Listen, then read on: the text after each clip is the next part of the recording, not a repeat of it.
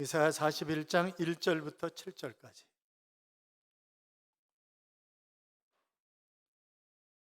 교독합니다. 제가 1절 있습니다. 섬들아 내 앞에 잠잠하라. 민족들아 힘을 새롭게 하라. 가까이 나오라. 그리고 말하라. 우리가 서로 재판 자리에 가까이 나아가자. 누가 동방에서 사람을 일깨워서 공의로 그를 불러 자기 발 앞에 이르게 하였느냐.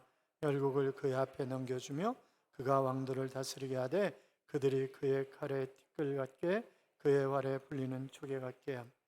그가 그들을 쫓아가서 그의 발로 가보지 못한 길을 안전히 지났나니 이 일을 누가 행하느냐, 누가 이루었느냐, 누가 처음부터 만대를 불렀었느냐. 나 여호와라. 처음에도 나요 나중에 있을 자에게도 내가 곧 그니라.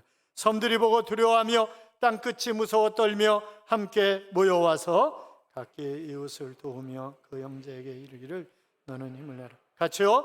목공은 금장색을 격려하며 망치로 고르게 하는 자는 매질꾼을 격려하며 이르되 땜질이 잘 된다 하니 그가 못을 단단히 박아 우상을 흔들리지 아니하게 하는도다. 아멘. 같이 인사하겠습니다. 주의 이름으로 잘 될 것입니다. 더 잘 될 것입니다. 끝없이 잘 될 것입니다. 아멘. 사랑하는 성도 여러분, 그리고 병상에서 그리고 해외에서 또 어쩔 수 없는 그런 상황 가운데 있기 때문에 유튜브로 예배를 드리는 여러분, 하나님께서 이 한 주간 여러분과 동행하심으로 행복한 한 주간의 삶이 되시기를 주님의 이름으로 축원합니다. 16살 때 어머니가 돌아가셨어요. 그런데 부리던 농노들이 아버지를 개패듭해가지고 죽이는 거예요. 너무 큰 충격을 받은 거죠. 이게 무슨 사회냐? 이게 도대체 어떤 일이냐 이게. 그래가지고 개망란이로 살다가 사회주의 운동에 빠집니다. 그 저항 운동을 하다가 결국 체포가 되어가지고 사형 언도를 받았습니다. 그를 싣고 가던 기차가 역에 멈췄을 때 어떤 한 여인이 다가와서 예수 믿으세요. 예수님은 이러면서 간단하게 복음을 전하고 책자를 하나 주었습니다. 그 책자가 바로 신약 성경이었습니다. 그는 감옥에서 사형을 기다리다가 예수 믿으라고, 예수님이 당신의 죄 때문에 돌아가셨다고 하는 그 소리 때문에 그는 결국 성경책을 펴서 읽기 시작했습니다. 그러다가 예수 그리스도, 그분이 어떤 분이신가 라고 하는 것을 알게 되었고 그분을 예수와 구주와 주님으로 영접하게 되었습니다. 그가 바로 러시아의 작가인 도스토옙스키입니다. 그는 예수님에 관해서 이렇게 얘기를 합니다. 누가 내게 그리스도는 진리가 아니라고 증명한다 할지라도 나는 그분과 함께 영원히 살고 싶다 라고 하는 그런 이야기를 했습니다. 사랑하는 여러분, 그로 하여금 새로운 삶을 살게 하는 것은 한 여인이 전한 복음 때문이었습니다. 이 한 주간도 여러분이 누군가에게 바로 나를 위해서 십자가를 지신 그 주님을, 하나님이 나를 얼마나 사랑하시는지 자기 아들까지 아끼지 아니하고 주셨다고 하는 사실을 전함으로 말미암아 그 사람이 영적인 귀가 활짝 열려서 앞으로의 삶이 위대하고 풍요로운 그런 삶을, 그래서 함께 멋지게 다음 세대를 살아갈 수 있기를 주님의 이름으로 축원합니다. 스페인의 항구인 바르셀로나에 가면 그 1000년이 넘는 역사를 가진 조선소가 있다고 합니다. 그곳에는 모형을 한 10만 척 정도 모형배를 만들어 놓은 거니까 어마어마한 모형배를 만들어 놓은 거죠. 그리고 모형배마다 그 배의 역사를 아주 간략하게 적어놨다는 거예요. 스페인 공주라고 하는 이름의 모형 선박에는 이런 글귀가 쓰여 있습니다. 이 배는 50년 동안 항해를 하면서 11번 빙하를 만났고 6번 해적에게 도적질 당했고 9번의 다른 배와 부딪혔으며 21번 고장이 나서 자초되었다. 이렇게 써 있는 거예요. 그 배가 겪었던 풍파와 역사가 모두 적혀 있는 것입니다. 전시관 가장 안쪽 벽에는 1000년 동안 그 조선소에서 만들어진 배들에 관한 간략한 역사가 기록이 되어 있습니다. 이렇게 기록이 되어 있답니다.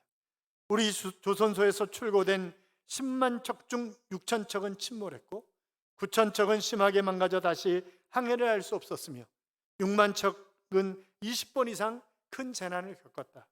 바다에 나가서 상처를 입지 않은 배는 단 한 척도 없었다. 그렇게 쓰여 있다는 거예요. 여러분, 배의 크기와 상관없이, 배의 재료와 상관없이 바다로 나간 모든 배들은 다 상처를 입는 것입니다. 마치 우리가 인생을 항해와 같다 그렇게 얘기를 하는데, 바로 수많은 파도를 헤치면서 살아가는 우리의 삶이라고 하는 것이 끊임없는 그런 폭풍을 만날 때가 참 많이 있잖아요. 아니, 폭풍을 안 만나면 얼마나 좋겠어요? 그러나 그렇지 않단 말이죠. 다양한 광풍이 미친 듯이 우리에게 밀려 닥칩니다. 불의의 사고로 고통에 처할 때도 있고, 뜻하지 않은 질병이 찾아오기도 합니다. 이런저런 이유로 가정이 무너져서 눈물을 흘리기도 하고, 소중한 사람, 사랑하는 사람이 죽음으로 말미암아 절망에 빠지기도 합니다. 든든한 직장이라고 여겼지만 실직할 때가 있고, 승승장구하던 사업이 하루아침에 무너질 수도 있습니다. 진하게 실패하기도 하고, 중요한 시험에 쓴잔을 마시기도 합니다.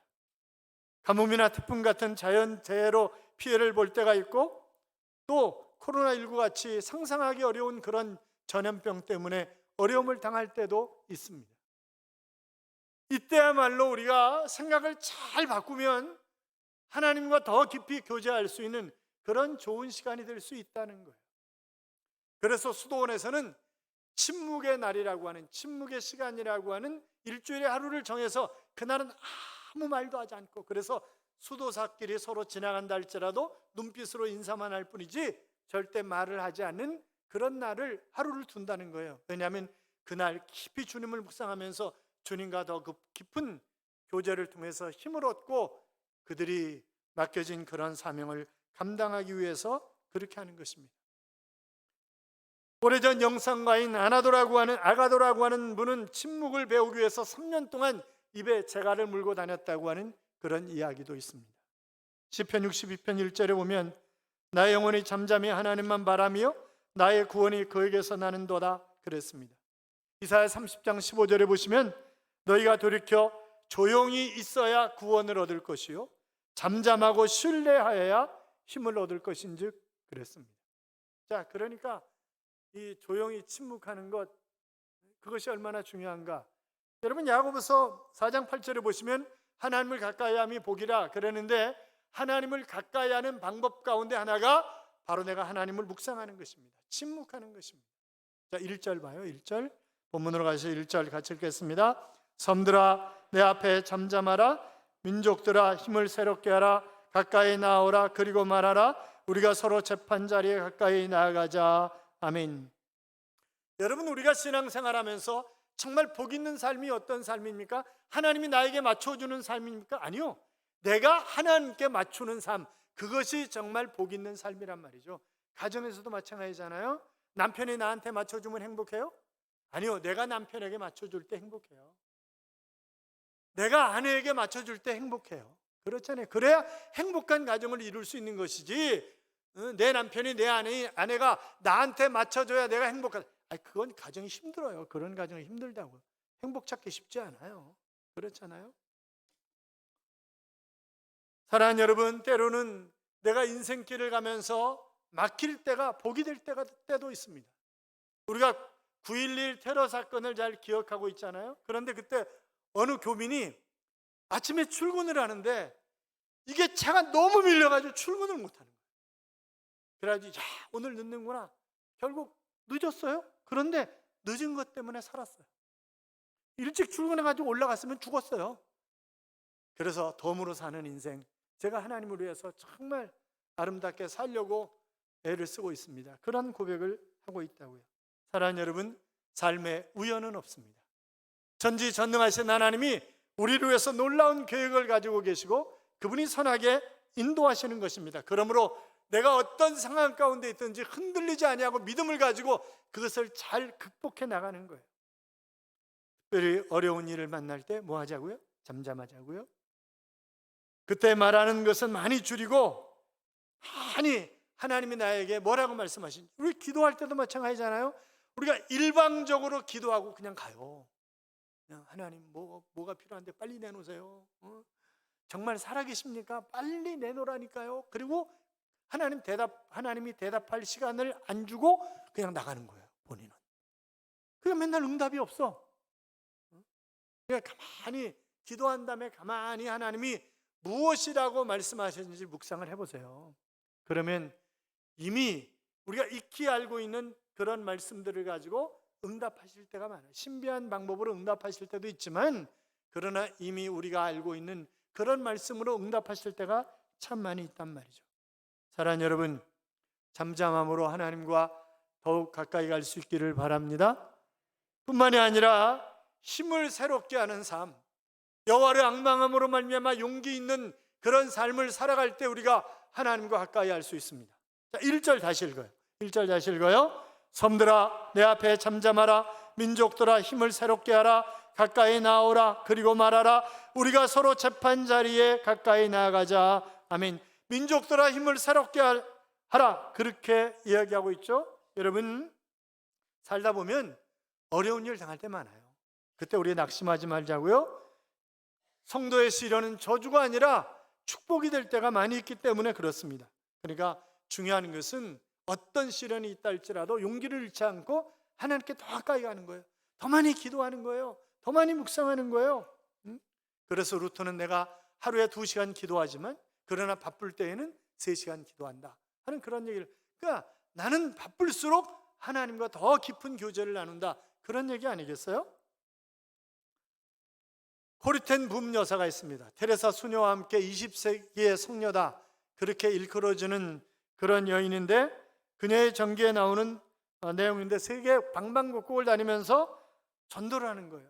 그녀는 순간순간 여호와를 앙망하면서 샘을 얻는다고 고백을 합니다. 그녀의 사진에 보면 민들레가 그 사진에 그 전기책에 되어 있어요. 그러면서 이렇게 써놨습니다. 민들레는 바람에 의해 날려가는 곳마다 씨를 남긴다. 나의 별명은 민들레다. 주님의 인도하심을 따라 세계 방방곡곡에 다니면서 내 뒤에 복음의 씨를 남긴다 하는 그런 글을 써놨습니다. 그래서 이 여인이야말로 자기의 삶 전체를 숭두리째 하나님을 위해서 아름답게 쓰임받았던 그런 샘플이다, 모델이다 라고 하는 얘기를 빌리그램 목사님이 늘 다니면서 그렇게 이야기를 하셨습니다. 그녀는 80대가 되어서도 20대 비사가 감당하지 못할 만큼의 일을 했다는 거예요. 이사야 40장 28절에 보시면 너는 알지 못하였느냐, 듣지 못하였느냐, 영원하신 하나님 여호와 땅끝까지 창조하신 자는 피곤치 아니하시며 곤비치 아니하시며 명철이 한이 없으시며 피곤한 자에게는 능력을 주시며 무능한 자에게는 힘을 더하시나니 그랬습니다. 그러니까 하나님은 우리가 피곤하고 곤비할 때 힘을 더하시는 하나님이시라는 거예요. 그러니까 기죽지 말라는 거예요. 그래서 스바냐 3장에 보면 어깨를 쭉 늘어뜨리고 다니지 말라는 거예요. 어깨 펴고 힘있게, 왜? 잠잠히 너를 사랑하는 분이 하나님이시잖아. 너와 함께 하시는 분이 하나님이시잖아. 너를 도와주시는 분이 하나님이시잖아. 그렇게 얘기를 하고 있다니까요. 여러분 기운 내시기 바랍니다. 성경을 보면 위대한 믿음의 사람들도 다 시련이 있었어요. 예레미야 같은 사람은요, 열등감에 충만한 사람이었어요. 그리고 늘 자기가 보잘것없는 사람이라고 생각을 하는 거예요. 그것은 예루살렘 성벽 뒤에 있는 작고 가난한 동네인 아나덧 출신이었고, 또 말을 잘 못하는 거예요. 애들보다 말을 잘 못한다는 거예요. 그러나 하나님이 그를 들어 사용하시는 것입니다. 여러분, 열등감은 죄가 아니지만, 그러나 그 열등감 때문에 하나님이 나에게 주신 재능을 내가 사용하지 못하고 땅에 묻어두고 있다고 한다면 그것은 죄 아니겠냐고요. 그렇잖아요? 하나님이 나에게 필요한 것을 주신 것을 가지고 적절하게 사용하는 것입니다. 여러분 보면 다 달란트가 있어요. 그 달란트를 가지고 하나님 앞에 이익을 남기는 삶을 살아가시기 바랍니다. 또 어떤 사람이 하나님께 가까이 갈 수 있느냐? 오직 하나님만 의지하는 사람. 자, 2절부터 4절까지 같이 읽겠습니다. 누가 동방에서 사람을 일깨워서 공의로 그를 불러 자기 발 앞에 이르게 하였느냐? 열국을 그의 앞에 넘겨주며 그가 왕들을 다스리게 하되 그들이 그의 칼에 티끌 같게 그의 활에 풀리는 초계 같게 하며 그가 그들을 쫓아가서 그의 발로 가보지 못한 길을 안전히 지났나니 이 일을 누가 하였느냐? 누가 이루었느냐? 누가 처음부터 만대를 불러내었느냐? 나 여호와라. 처음에도 나요 나중에 있을 자에게도 내가 곧 그니라. 아멘. 누가 했느냐? 계속해서 반복해서 물어보고 있잖아요. 하나님이 하셨다는 거죠. 하나님은 어떤 것도 하실 수 있는 전능하신 하나님이신 줄로 믿습니다. 할 수 있거든이 무슨 말이냐? 믿는 자에게는 능치 못할 일이 없느니라 하셨습니다. 주님이 우리에게 내게 능력 주시는 자 안에서 내가 모든 것을 할 수 있다고 하는 그런 고백을 할 수 있도록 하신 것도 우리가 볼 수 있잖아요. 그러니까 우리가 어려운 상황 가운데 있다 할지라도 주님이 나와 함께 하시면 그거 할 수 있잖아요. 해낼 수 있잖아요. 막힌다. 그럼 다른 길이 있는 거예요. 하나님이 다른 길을 준비하신 거예요. 이 리빙스턴 선교사님이 선교 여행을 다음 마을로 복음을 전하기 위해서 마차를 타고 선교 여행을 가고 있었습니다. 그런데 한 연로하신 어르신이 무거운 짐을 들고 가는 거예요. 그래서 타세요. 마차에 타세요. 이게 무거울 텐데 그냥 타세요. 그런데 가는데 아니나 달라 너무 무거워가지고 마차가 주저앉은 거예요. 근데 선교 여행이 결국 실패로 돌아간 거예요. 못 간 거죠. 근데 며칠 있다가 소식이 들려오는데 자기가 가려고 했던 마을이 쑥대밭이 났다는 거예요. 적대관계에 있는 다른 마을에서 쳐들어와가지고 남자들을 다 죽이고 여자들은 포로 다 끌려가고 다 집들은 불살라 버렸다는 거죠. 근데 가만히 언제인가 보니까 자기가 도착한 다음 시간이야. 도착하고 난 다음 시간이었더라는 거예요. 그러니까 만약 도착했으면요 죽은 거죠 뭐. 그렇잖아요. 그러니까 하나님이 피할 길을 내시는 것입니다. 사랑하는 여러분, 우리가 구약에 보면 욥이 그가 왼편에서 일하시나 내가 만날 수 없고 그가 오른편으로 돌이키나 배울 수 없구나 라고 하는 한탄을 하는 거예요. 내가 왼쪽을 봐도 오른쪽을 봐도 하나님 도대체 어디 계시는지. 그런데 그가 이내 마음을 고쳐먹고 이렇게 얘기를 합니다. 나의 가는 길을 그가 아시나니 그가 나를 단련하신 후에는 내가 정금같이 나오리라. 그런 고백을 하는 것을 볼 수 있단 말이죠. 여러분, 우리가 때로는 사람이 곁에서 위로하는 말, 격려하는 말, 덕스러운 말, 그런 것들이 우리에게 얼마나 큰 힘이 될 때가 많아요. 그런데 하물며 하나님이 걱정하지 마라, 내가 너와 함께한다. 다음 주일에 보면 또 이런 말씀 또 하세요. 내가 내 대신 싸워줄게, 걱정하지 마. 그런 얘기를 하신다고요. 그런데 우리가 두려워할 게 뭐 있냐고요. 사랑하는 여러분, 우리가 이 땅에서 뭐 길게 살아야, 요새는 오래 사니까 90년, 100년 이렇게 살아갑니다. 그래도 영원한 하나님의 나라의 시간에 비하면 그건 하얀 백주에 점 하나 찍는 것도 안 되는 거예요. 그렇잖아요. 잠깐 살다 가는 거예요. 우리가 잠깐 꿈꾸고 가는 거라고. 그러나 영원하신 하나님의 세계에서 하나님이 우리와 동행하실 거잖아요. 우리 이 땅에서 우리가 주님을 위해서 일하는 것에 대한 보상을, 아니 우리가 은혜에 감사해서, 여러분 생각해 보세요. 우리가 하나님 앞에 엉길 때가 얼마나 많아요. 그렇잖아요. 하나님 왜 이러세요? 하나님 좀 도와주세요 좀. 아니 이렇게 질질 끄시면 나 삐져요 막 이러면서 우리가 하나님 앞에 엉길 때 많잖아요. 그래도 하나님 우리 안 죽이시잖아요. 지금까지 은혜로 살아온 거 아니에요? 저도 그럴 때 참 많았어요. 큰애 낳을 때도 마찬가지고, 하여튼 개척할 때도 그렇고, 또 96년 97년에 뭐 왔었죠 우리? IMF 왔을 때도 그렇고, 아이고 그때 헌금으로 이자가 안 되는 거예요. 이자가. 그러니까 죽을 지경인 거예요. 그러니까 그때 교통사고 딱 고속도로에서 나는데 차 딱 돌아서서 봤는데 끝났다, 나 천국 간다 이제, 할렐루야. 아니 가족들 생각도 안 나는 거예요. 이제 나는 끝났다, 난 천국 가니까. 너무 시달리니까 돈에. 그렇다 해서 건설회사가 저한테 힘들게 한 게 아니에요 절대. 그런데도 건설회사도 지금 코로나 때문에 그 IMF 때문에 힘들 텐데 이거 어떻게든지 돈을 해줘야 되는데 이게 안 되는 거죠. 그래도 하나님이 봐주시잖아요. 나중에 보면 하나님 필요하셔서 그렇게 하신 거야. 보면 다 우리가 대출 받을 거 다 받았으면 그게 무너졌어요. IMF 터져가지고. 그런데 하나님이 다 봐주시는, 대출 다 막게 만들고 막 해주겠다고 한 사람이 죽고 막. 그러니까 보면 다 은혜야. 다 은혜. 지금까지 은혜로 살아왔고 앞으로도 은혜로 살아갈 줄로 믿습니다. 유럽의 로스차일드라고 하는 유명한 기업가가 있습니다. 미국에 가서 사업을 좀 해야 되겠는데 자기가 여러 가지 아이템을 우상하고 그리고 사업을 시작하려고 하면서 부사장에게 얘기를 하는 거예요. 자네가 지사장으로 가면 어떻겠나? 시간을 얼마나 주면 되겠나? 그랬더니 아주 못마땅한 그런 표정으로 한 보름 정도 주시면, 사장이 별로 기분이 안 좋은 거죠. 그래서 일을 잘한다는 그런 부장을 불러가지고 얘기를 했더니, 그래도 사장님 3일 정도는 주셔야 되지 않겠어요? 그렇게 얘기를 하더라는 거예요. 근데 별로 좋아하는 것 같지 않더라는 거예요. 그런데 회사에서 항상 웃고 다니는 친구가 있었다는 거예요. 그래서 그 친구한테 얘기를 했더니, 사장님, 제가 얼마나 그런 일을 기다렸는지 모릅니다. 당장 보내주세요. 누구 보내겠어요? 마지막 사람 보낸 거지. 그래서 보름 동안 여러 가지 훈련을 시켜가지고 그 사람 보낸 거예요. 그 사람이 샌프란시스코에서 최대 갑부가 된 윌리엄 줄리였습니다.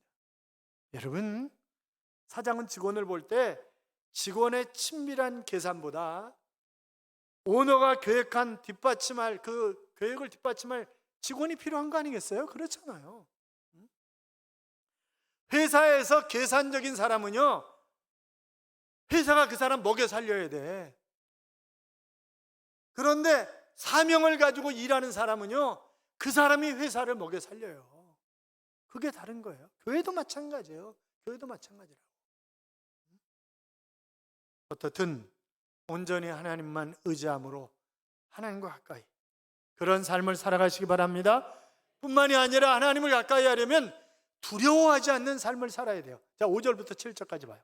같이 읽어요. 섬들이 보고 두려워하며 땅끝이 무서워 떨며 함께 모여와서 각기 이웃을 도우며 그 형제에게 이르기를 너는 힘을 내라 하고, 목공은 금장색을 격려하며 망치로 고르게 하는 자는 매질꾼을 격려하며 이르되 땜질이 잘 된다 하니 그가 못을 단단히 박아 우상을 흔들리지 아니하게 하는도다. 아멘. 이 고레스 왕이 바사와 카스피해 사이에 있는 메대를 점령을 하게 됩니다. 그러니까 바벨론, 애굽, 바벨론, 루디아 이런 나라들이 야 이거 큰일 났다 그래가지고 상호 방위 동맹을 맺는 거예요. 그리고 하나님을 두려워하지 않고 겁도 없이 국민들이 그 백성이 하나 될 수 있도록 어느 우상을 정해놓고 그걸 만들고 집집마다 가지고 있게 하고 우상으로 하나 될 수 있도록 그렇게 하는 거죠. 그런데 지금 하나님이 고레스를 장중에 붙잡고 계신데 그들이 이길 수 있겠어요? 결국 어떤 무기, 어떤 단합을 한다 할지라도 하나님이 도와주시면 그 사람 절대 이길 수 없다라고 하는 사실이 역사적으로 판명이 된 것입니다.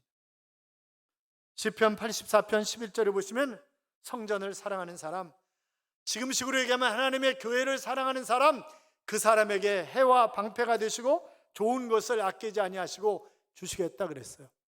시편 122편에 보면 예루살렘을 사랑하고 예루살렘의 평안을 구하는 사람, 바꿔서 얘기하면 교회를 사랑하고 교회 평안을 구하는 사람, 그 사람을 사업장도 가정도 형통하게 하시겠다 하는 그런 약속을 하고 있는 것을 우리가 볼 수 있습니다. 사랑하는 여러분, 산다는 게 힘드시죠? 사업하는 사람들에게 집사님 요새 어때요? 그러면 아유 죽지 못해서 삽니다. 그런 얘기 많이들 하세요. 그래서 전부 힘든 거죠. 지금 이게 인건비를 못 대는 거예요. 그래서 직원을 못 써. 웬만한 그런 사업장들이 직원을 제대로 못 쓰는 거예요. 공격적인 마케팅을 해야 되는데 그게 쉽지 않은 거예요. 두려운 거예요. 사랑하는 여러분, 그러나 걱정하지 마십시오. 옛날에 어렸을 때 총싸움만 했잖아요. 총싸움. 가짜총 총싸움만. 총싸움 할 때 어떻게 소리 내요? 빵빵빵. 왜 빵빵 그래요? 배고파가지고. 빵이 필요한 거야. 빵이 배고파가지고 빵빵 그러는 거예요. 그래가지고 돌아가신 김용기 장로님이 가나안 농군학교 세웠잖아요. 그분이 그런 얘기를 하셨어요. 사실상 전쟁이라고 하는 것이 빵 때문에 일어나는 것 아닌가.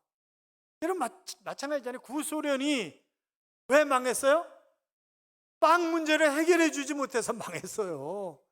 그러니까 경제가 안 좋아지면 정권 바뀌는 거예요. 경제가 안 좋아지면.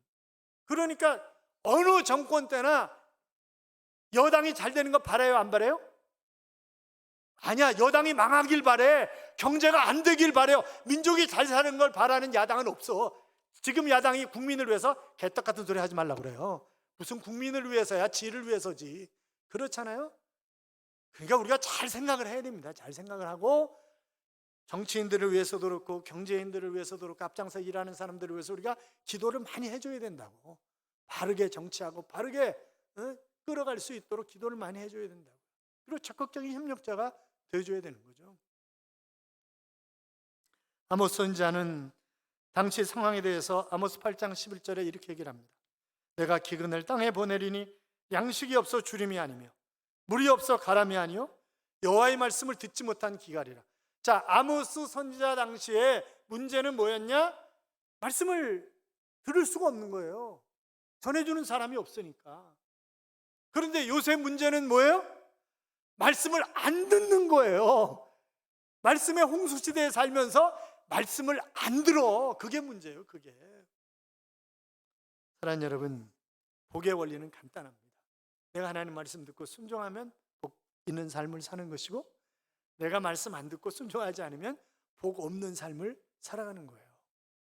자, 하나님을 가까이 함이 복이라고 했습니다. 그렇다고 한다면 어떻게 해요? 하나님 앞에 잠잠한 삶을, 그리고 힘을 새롭게 하는 용기 있는 삶을, 그리고 오직 하나님만 의지하는 삶을, 두려워하지 않는 삶을, 그렇게 사셔서 복 있는 삶을, 바로 로마서 8장 32절에 보시면 자기 아들을 아끼지 아니하신 그분이, 아니 예수님이 십자가에 왜 못 박혀 돌아가셨어요?